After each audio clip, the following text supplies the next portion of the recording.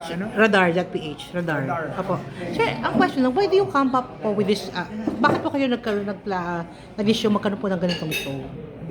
There was a time when I met si Direk Roman Perez over a cup of coffee. We discussed nga kasi wala na yung salamat doon sa yun kasing nag-hit doon sa medical community.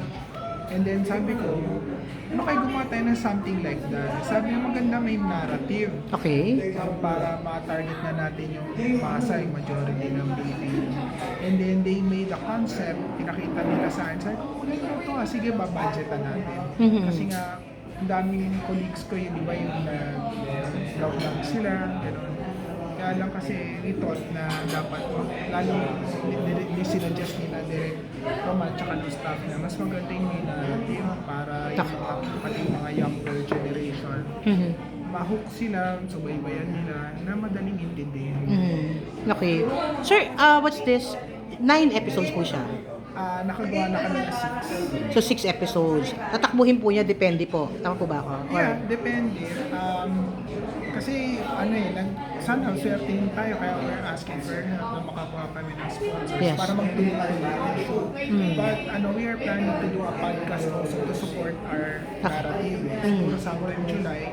So yung mga medical staff namin sa Our Lady of Grace na nandun nakaschedule na sila ng podcast. Sir, yung mga topic ko dito, meron kayong binabatong idea. Tama po ba ako? Yes. Usually yung common cases nakikita natin sa emergency room ng Our Lady of Grace. So sir, ang tatakbo niya depende sa pagtanggap po ng tao. Saan po siya mapapanood, sir?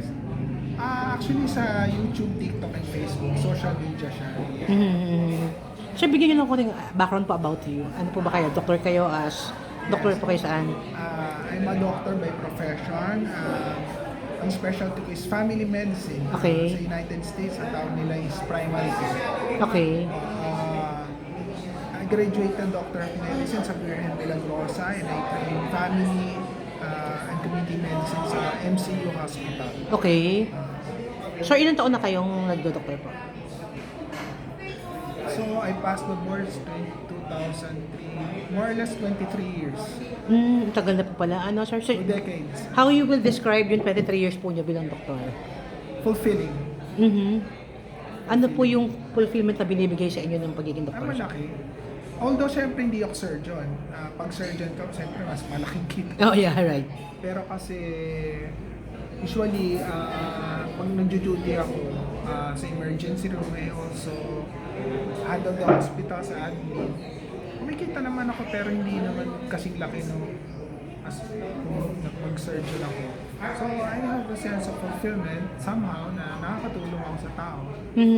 So, di ba, may sarili ba kayong hospital? Tama ba? Yeah, Our Lady of Grace Hospitals, it was built by my grandfather, Dr. Tristan Ubla, in 1964. Saan po siya naka 8th Avenue, Place Park, Caloocan. Doon kayo, sir. Yeah. Doon din kayo lagi? Regular po? Lagi po kayo? Every day. Everyday kayo doon, sir. Sir, so far, ano po ang karamihang sakit ng mga Pilipino? Hypertension, Lagi naman. diabetes, usually coronary artery disease, dyslipidemia, cholesterol. Yun. Lagi naman Maraming nakakagat. Nakakagat na. Aso, pusa, Rabies, po. Isa mga rabies, pag umulan, dengue, leptospirosis. Pero sir, tatanungin kita na kanina, ha?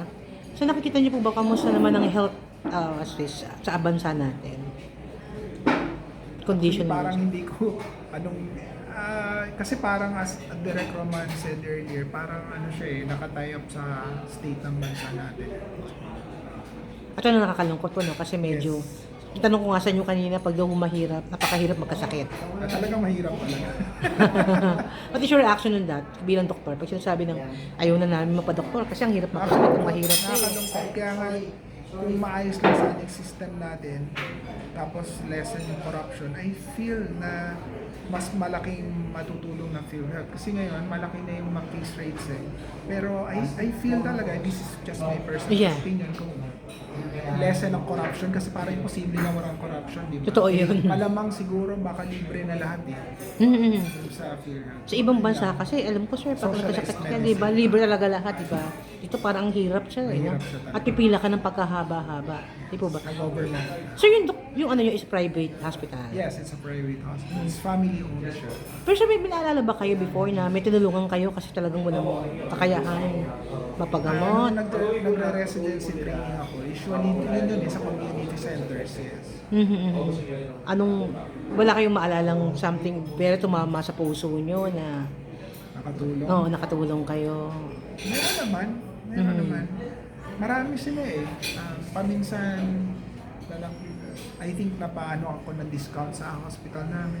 Pero what's memorable sa akin kasi, ang majority ng pasyente kasi doon sa mga health centers namin when I was training, mga bata. Okay. Yun, ang nakakatawa nga doon, pag makit kasi yung mga baby, kinakarga ko yan eh. So, ano yan, nararamdaman ko mainit. Yung pala nahiyan ako. It happened 3 times. Hindi ko talaga malimutan yan. Wala naman akong pampagka. Total, yung baby, malinis naman yung ihirap. Wala pa naman siya no? Then, totoo, 3 times nangyari sa akin yun eh. Kasi minsan I can help eh. Pag-cute, no? Buhatin ko habang nagsusulat akong hands. Mainit 3 times nangyari sa akin. Kaya funny and memorable moments. So, yun lang, no? Mensahe po sa mga estudyante na doon gusto mag-doktor po ngayon, pasukin ng medisina. Do you have any message for them? It's a very noble profession. Fulfilling siya. Although, syempre, kung dito ka magpa-practice, hindi ka naman, if you're after the money, hindi yayaman talaga. Except if you go abroad mag-surgery ka yan. Kala kasi kailangan talaga ng bansa natin ng doktor. There's really a shortage of doctors sa Pilipinas kasi lalo na sa probinsya. Sir, yung panahon ng COVID, anong ginawa niyo? Kasi ang dami ng mga doktor and nurse na talaga namang... Kasi hindi ako nang pinag-duty eh. Kasi nga yung mga kumedad na. So, dangerous sa akin. Kasi baka mauwi mo eh. Hindi, tsaka kasi dalawa lang kami ng mom ko. Kaya hindi nila ako pinag-duty. Admin lang ako online. Pero after a year, yung second strain, doon ako nagka-delay. Pero good thing, COVID. Good thing na may bakuna na ako nun, kaya hindi masyadong mabagsik. 3 days na naka-recover na. Ang bilisan mo. Okay. Maraming salamat po. Thank you so much, Doc. Thank you. Maraming